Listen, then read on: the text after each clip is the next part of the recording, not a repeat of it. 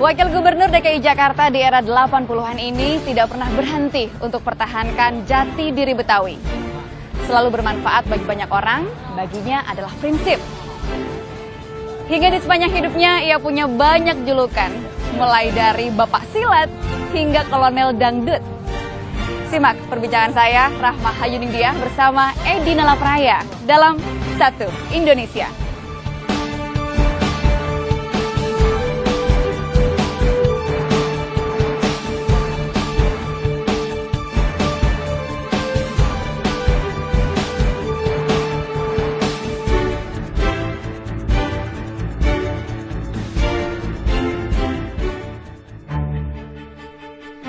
Edi Marzuki Nalapraya, pria asli Betawi yang lahir 85 tahun silam di daerah Tanjung Priok ini menjadi pejuang sejak usia remaja. Selama karir militernya, ia kemudian pernah menjadi anggota pasukan PBB di Kongo, ajudan Pangdam 6 Siliwangi, hingga pengawal pribadi Presiden Soeharto. Pada tahun 1984 hingga 1987, ia kemudian dipercaya menjabat Wakil Gubernur DKI Jakarta, mendampingi Gubernur R. Suprapto kala itu. Di luar karir militer dan birokrat, Edi Nalapraya juga aktif di bidang sosial budaya. Bersama keempat rekannya, ia mendirikan RAPI atau Radio Antar Penduduk Indonesia, hingga didaulat sebagai Bapak RAPI. Selama 22 tahun pula Edi Nalapraya dipercaya sebagai Ketua Ikatan Pencaksilat Indonesia atau IPSI. Kecintaannya yang besar terhadap budaya asli tanah air ini ia buktikan dengan mempopulerkan pencaksilat ke 55 negara serta berjuang agar pencaksilat tercatat dalam warisan budaya UNESCO. Waduh, habis memberikan wejangan untuk para pendekar silat ini, karena tapi jawarannya ada di sini.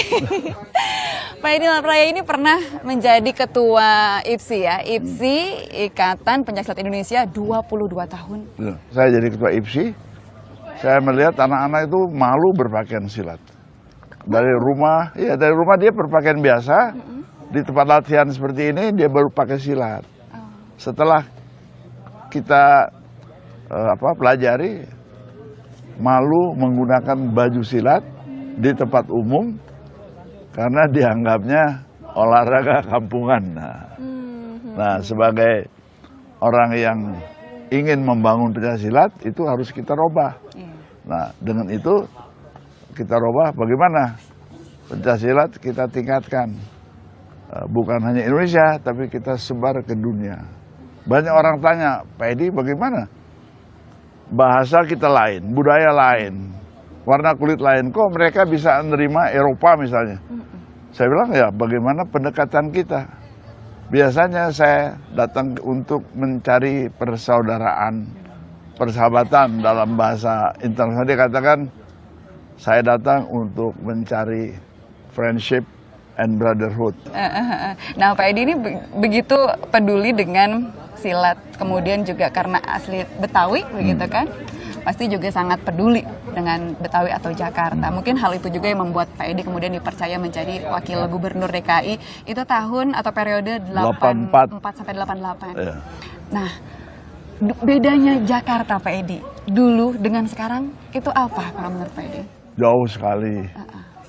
Karena memang saya lahir 31. Saya mengalami zaman Belanda, zaman Jepang, kemudian kemerdekaan. Karena kita sudah berkembang, kita sudah bertetangga, kita sudah anggota sehingga setelah Indonesia merdeka itu banyak pendatang dari luar. Nah, khususnya Jakarta adalah pintu gerbang. Perbedaannya kompleksitas masalahnya dulu dengan sekarang itu? Kalau kita lihat di Jakarta, kita ke mall, mobil begitu berserakan. Tapi kita keluar daerah sepanjang 50 km aja, baru keaslian ekonomi Indonesia itu terlihat. Jadi belum merata. Nah, dengan gaya hidup metropolis Jakarta gitu, seperti yang tadi Pak Edi bilang, waduh udah betul-betul deh megapolitan gitu Jakarta. Nah, ada kekhawatiran Pak Edi kemudian simbol-simbol budaya Betawi itu ya itu hanya cuman sebagai apa ya betul-betul sebagai simbol saja gitu. Nah, kita takutnya anak asli Betawi ini justru identitasnya semakin terpinggirkan. Jadi Jakarta tidak dikenal lagi sebagai tanah Betawi, tapi ya cuman kota metropolis aja gitu. Itu kembali dari orang tuanya mengurus anak-anaknya supaya cinta budaya. Kalau saya memang sudah dididik begitu. Banyak orang dulu ngaku orang Betawi pun malu, saya enggak. Orang malu pencaksilat, saya enggak. Karena apa? Ada yang membanggakan saya. Misalnya saja, waktu saya gerilya itu pesilat-pesilat membantu, membawa peluru, membawa makanan. Tapi kita udah maju, they left behind. Nah, makanya saya bangun silat begitu supaya ini kompong masyarakat yang di bawah, supaya ada kebanggaan itu saja. Supaya mereka tetap bangga jadi itu orang dia, Jakarta. kebanggaan. Iya. Kepada budayanya sendiri. Nah, Pak Edi, tapi kalau misalnya kita melihat lagi permasalahan Jakarta yang sekarang, menurut Pak Edi, permasalahan kota Jakarta nomor 1 itu apa? Sekarang aja udah banyak kan, pelanggaran-pelanggaran kriminal macam-macam sudah ada. Jadi nomor 1 permasalahan itu adalah kriminalitas. Itu termasuk karena ekonomi. Kesenjangan ekonomi tadi. Nah, cocoknya Jakarta itu dipimpin oleh pemimpin yang seperti apa, Pak Edi? Nah, ini sang pemimpin bukan dia langsung datang memimpin semaunya dia. Tarik dari aspirasi bawah, tarik dari budayanya.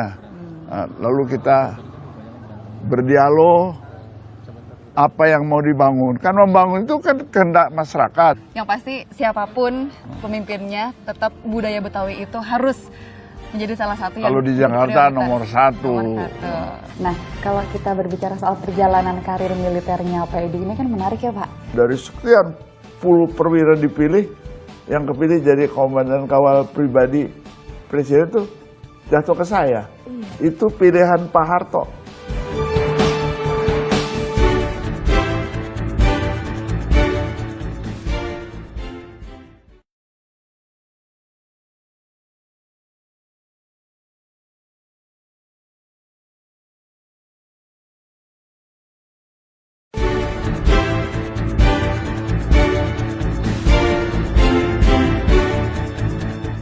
Kembali di Satu Indonesia masih bersama sang jawara Pak Edi Nalapraya. Pak Edi ini ingin mengajak nostalgia sebentar, tapi masa-masa nostalgianya Pak Edi bukan masa-masa yang manis, yang indah gitu kan. Sekitar tahun 1946, waktu itu Pak Edi pernah diungsikan dari Jakarta ya karena dikuasai oleh Belanda. Betul. Terus Pak Edi jadi anggota tentara pelajar. Tentara pelajar. SMP itu harus jadi tentara pelajar. Nah itu kan berarti usia Pak Edi sekitar 15 tahun. 15-16. 15-16 di saat seusia semuda itu udah pegang senjata, itu rasanya gimana Pak Edi? Saya ada di Tasikmalaya sebagai tentara pelajar. Karena Belanda sudah menyerang, jadi saya nggak sekolah, saya lari ke hutan bersama-sama tentara yang mundur. Situ konvoi Belanda lewat, kita pasang bom batok namanya. Jalan itu kita bolongin, taruh bom batok, cari kotoran kerbau, tutup, disamar ya. Nah, kira-kira jaraknya 150 meter dari jalan tuh kawat. Begitu mobil Belanda jalan, ditarik tuh, jeger, baru nembak. Di situ pertama pertempuran saya tuh. Sama Belanda. Itu Pak Edi dulu nggak takut sama sekali, nggak gentar gitu? Siapa bilang nggak takut? Terus? Mau tahu? Aku kabur lari, kata orang Sunda, sampai ngihan mana yang modal deh ini. Ini berhubung saya tawa, Bener-bener. jadi kan ketawa banget. Jadi sampai terkencing-kencing gitu bahasanya ya. Betul. Bagaimana kencing dikejar sama Mustang Belanda tuh. Loh, itu sampai kampung jam 9 malam, mau masuk kampung ke rumah, malu kan? Cari air dulu, mandi dulu. Kalau nggak nanti bau. Itu harus diakui. Pertama kali semua orang begitu kali. Ada lagi nggak Pak Edi yang bener-bener nggak bisa dilupain, yang mungkin urusannya udah hidup mati gitu mah? Jadi gini, Waktu habis pertempuran, ada 2 teman saya tertinggal.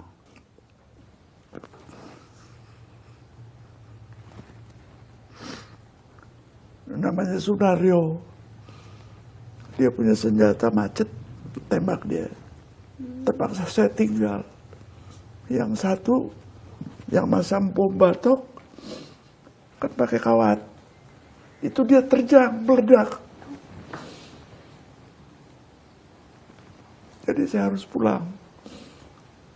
Tapi jam 4 subuh, saya datang lagi kembali ngambil itu jenazah. Itu aja. Itu aja. Jadi kalau ditanya saya haru lagi gitu. Waktu itu kita nggak mikirin jiwa, udah ikhlas untuk bangsa gitu. Karena Indonesia tidak seperti Singapura, tidak seperti Malaysia, tidak seperti orang di Afrika, India, Pakistan. Mereka itu kemerdekaan ini diberikan, given. Indonesia, Vietnam, Aljazair itu kita rebut dengan kemerdekaan, dengan revolusi. Makanya waktu umur saya itu ditulis di tembok, freedom or die. Sekarang ada banyak pilihan. Dulu kita nggak ada. Freedom or die. Merdeka atau mati. Alhamdulillah. Nah, kalau kita berbicara soal perjalanan karir militernya Pak Edi, ini kan menarik ya Pak. Karena biasanya yang kemudian bisa berpangkat Maijen, kalau Pak Edi Maijen nih, itu biasanya dimulai dari pendidikan akabri. Betul. Pak Edi sama sekali nggak mengenyam pendidikan di akabri, tapi enggak. bisa menjadi Ya. Maijen. Iya. Bahkan sampai ada bukunya Jenderal tanpa angkatan. Itu ceritanya gimana? Jadi Pak gini deh, saya tahun 50, pangkat saya sersan. Waktu itu. Umur 19 tahun. Waktu itu ditanya sama komandan saya, apa mau sekolah? Saya dibiayai untuk menyelesaikan SMA. Saya nanya, kalau saya jadi tentara, pangkat saya apa? Tanya dulu. Teman-teman saya dapat tinggi kopral, saya dapat sersan. Saya terus bekerja baik. Jadi yang penting tuh hati yang bersih, kerja apa saja selesaikan dengan baik. Bayangkan, ya dari sekian puluh perwira dipilih, yang kepilih jadi komandan kawal pribadi presiden itu jatuh ke saya. Iya. Itu pilihan Pak Harto, bukan diusung dari bawah. Kalau pengalaman yang paling tidak pernah Pak Edi lupakan selama mengawal Pak Harto. Satu hari Pak Harto bilang, saya mau mancing di Pelabuhan Ratu. Udah kira-kira habis Isya berangkat dari Cendana. Begitu keluarga Rahasi mau keluar dicegat sama ibu. Dicegat sama Ibu Tin. Ibu Tin, Ibu Tin buka kaca. Ibu, Edi, Ibu, jangan mancing ikan yang rambutnya panjang. Gitu. Aku ceritain itu. Terus aku nengok Pak Harto, senyum dah. Senyuman Jenderal Soeharto. Gitu. Oh gitu, itu pesannya Ibu Tin. Iya. Jangan mancing ikan rambutnya panjang. Nah, Pak Edi kan nggak mau berhenti tuh, kayaknya terus aja ada kegiatannya. Dan Pak Edi selalu menjadi seseorang atau seorang pionir begitu. Nah, salah satunya adalah soal Rapi. Bahkan Pak Edi menjadi Bapak Rapi. Rapi Radio Antar Penduduk Indonesia. Nah, waktu itu Rapi itu berdirinya seperti apa sejarahnya Pak Edi? Waktu itu saya dipanggil sama Menteri Rusmin Nuryadin, Menteri Perhubungan. Coba kamu tertibkan itu, mobil-mobil yang pakai antena yang hilir mudik, break, bertransmit. Tadinya itu mereka itu komunitas apa Pak Edi? Nggak ada. Nggak ada. Penghidupan aja gitu. Saya suruh tangkap. Iya, itu perintahnya. Saya tangkap, 3 hari kemudian mereka datang ke garnisun. Ketemui saya. Nah, ini sifat saya gini, ajak ngobrol. Coba cerita sih apa sih yang you kerjakan nih? Kesimpulan saya, ini aspirasi masyarakat, ingin berkomunikasi sama teman-temannya udah. Nah, itu dipakai untuk tugas sosial. Dulu nih, hujan, tahu pintu air di mana tuh di Ciawi tuh apa namanya itu? Yang di Ciawi apa yang di Bogor Katulampa? Katulampa. Itu anak rapi nongkrong. Break air udah naik begitu. Saya 2 bulan lalu keliling di Ciliwung, ada orang hanyut, rapi turun, ketemu jam 11 malam loh. Saya ikut, itu kita. Bagus nggak gitu? Iya. Sampai sekarang juga masih menjalankan peran seperti itu? Masih. Nah, Pak Edi ini ada yang menarik lagi nih. Apa Tidak itu? cuma jadi Bapak Rapi, tapi Pak Edi juga punya julukan Kolonel Dangdut. Nah. Jadi gini, lagu dangdut kan udah marah. Saya punya temen tuh, dia pakai dasi, dia setel dangdut. Begitu saya parahin dimatiin, kenapa lu matiin? Malu katanya gitu. Oh malu. Tapi senang, Dangdut. malu. Terus tidak boleh masuk TV kan? Karena? Dilarang apa Mayor Jenderal Ali Murtopo. Dianggap dangdut itu porno. Oh, liriknya saya usul. Nanti saya kreasi yang nggak porno gitu. Oh. Sebulan kemudian boleh kita main. Saya undang Elvis Sukaisi. Elvis Sukaisi. Saya undang Oma Irama, semua yang bangsa ini undang. Mas TV nggak? Oh mau Pak. Oke. Latihan lagu yang baik. Terakhir saya bilang, Mbak Elvi, goyangnya direm sedikit, aku bilang gitu. Lalu saya perintahkan semua itu, ayo bikin festival dangdut. Kita pilih 10 lagu terbaik. Itu yang kita pasarin, iya kan? Memperbaiki kan itu. Oh, udah yang ini orang muncullah dangdut. Aduh, lama-lama kok jadi makin betah ya ngobrol sama Pak Edi nih. Nanti kita akan lanjut lagi obrolnya. Satu Indonesia masih akan kembali, masih tentunya bersama dengan Pak Edi Nalapraya. Jangan kemana-mana. Jadi jangan lupakan budaya. Jangan lupakan budaya. Kalau you nggak berbudaya ya kayak sekarang, udah jadi DPR masih korupsi, itu kan nggak berbudaya.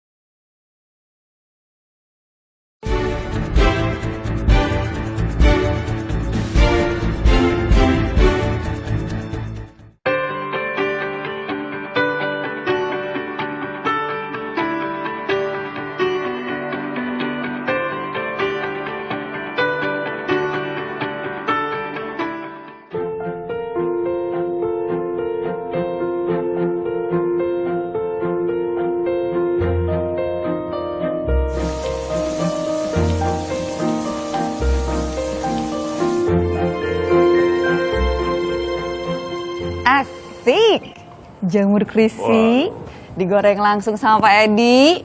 Aduh, ini dari warnanya udah menggoda, ini kan kayaknya kriuk-kriuk. Nah kan ini kita pengen tahu nih, Pak Edi, jamur tiram ini sampai dibudidayakan di sini khusus gitu.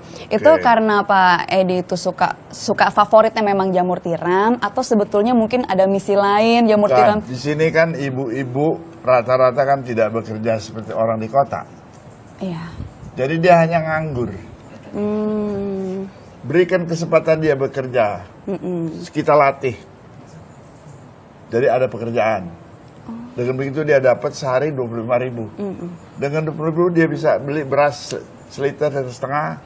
Ada jajan uang soal, itu tujuan saya. Tetap aja ya ada misi sosialnya. Nah Pak Edi tadi di dapur kayaknya lumayan terampil tadi kan? Kasih bumbu-bumbunya apa, dikasih telur, terus pakai tepung, digoreng. Kayaknya udah biasa gitu di dapur. Berarti sering masak. Sering masakin siapa Pak Edi? Oke.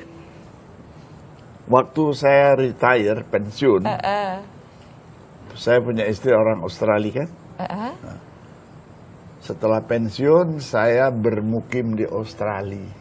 Lah di situ, kan kita tidak bisa menyewa pembantu kayak di sini. You have to do yourself. Cuci piring. Ya ampun. Saya bikin breakfast untuk anak-anak masih kecil-kecil. Breakfast. Saya bikin mie goreng. Ya udah gitu, harus begitu. Kemudian saya juga kan tentara. Kalau kita ke hutan, masak sendiri juga kan gitu. Biasa aja. Jangan membiasakan diri kita apa ya? Tergantung, manja. Tergantung. Jangan. Ayah saya tuh seorang ABRI. Jadi treatmentnya kepada anak-anak juga seperti kepada anggotanya, kepada pasukannya, sangat keras ya, sangat disiplin. Tapi tetap naluri kebapaannya sebagai seorang ayah gitu tetap ada. Tapi dia tidak terlalu memanjakan anaknya. Kepatuhan dia, nah itu juga saya pelajari dari situ. Kepatuhan dia terhadap istilahnya kalau dia pakai mobil negara atau pakai mobil tentara, itu kan juga menjatuhkan nama tentaranya, menjatuhkan namanya dia. Nah itu dijaga terus, kedisiplinan dia lah gitu ya. Tirulah Pak Edi gitu.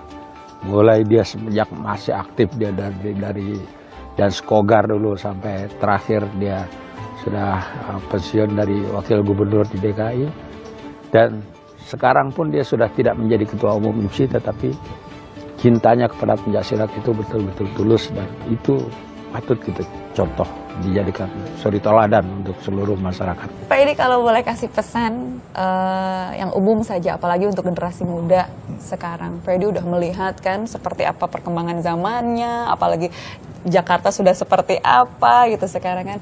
Pesan dari Pak Edi terutama untuk anak-anak muda, mereka tuh harus punya karakter atau pribadi yang seperti apa untuk kemajuan bangsa ini? Kalau orang Betawi, saya orang Betawi ya, orang Betawi itu agamis.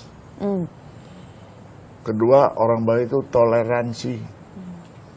Ketiga, orang Betawi itu egaliter.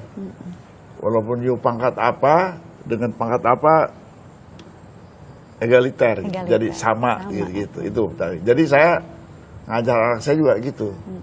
Jadi jangan lupakan budaya. Jangan lupakan budaya.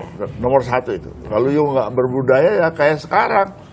Udah jadi DPR masih korupsi, itu kan nggak berbudaya. Jadi orang yang begitu bukan karena ilmu. Karena memang hatinya kan. Kalau ilmu kan udah cukup. Bagaimana jadi sekretaris Mahkamah Agung kan udah cukup hukum. Tapi ya kena itu ya. Itu. Ketua konstitusi juga kena. Iya. Jadi bukan dari ilmu orang, dari akhlaknya. Dari akhlak. Aduh Pak Edi, senang sekali nih ngobrol sama Pak Edi. Terima kasih banyak sudah hadir di Satwa Indonesia. Dari Pak Edi kita sudah dibagi banyak kisah tentang pentingnya untuk tidak melupakan budaya, sejarah ya Pak Edi, dan terus mengisi kemerdekaan ini dengan bermanfaat bagi orang banyak. Iya itu. Demikian Satwa Indonesia. Siapa lagi kira-kira tokoh inspirasional yang akan kita ajak bincang-bincang? Tetap terus saksikan Satwa Indonesia minggu depan. Saya Rahma Hayuningdia. Sampai jumpa.